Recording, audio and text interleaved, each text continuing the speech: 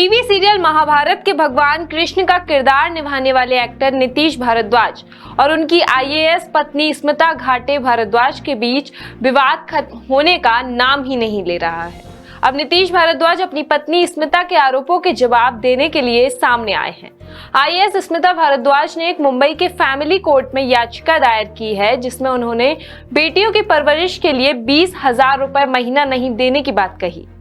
इस आरोप पर नीतीश ने कहा कि स्मिता झूठे आरोप लगा रही हैं। उन्होंने कहा कि हकीकत ये है कि मैंने पुणे के स्पोर्ट्स क्लब में बेटियों को मेंबरशिप दिलाने और घर का लोन भरने से लेकर बेटियों की सुकन्या समृद्धि योजना में 1.35 करोड़ रुपए खर्च किए हैं।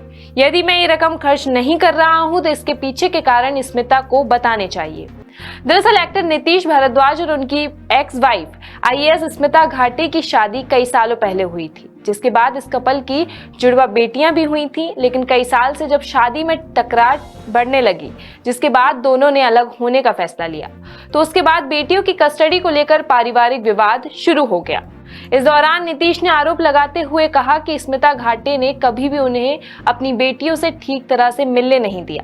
नीतीश भारद्वाज ने यहां तक आरोप लगाया कि उनकी पत्नी ने उनकी बेटियों का अपहरण कर लिया है। और मैं बच्चों को देखना चाहता हूं कि वो स्वस्थ हैं, मैं बच्चियों से बात करना चाहता हूं कि वो स्वस्थ हैं। कि आज की तारीख में मेरी बेटियां कहां हैं मुझे नहीं मालूम।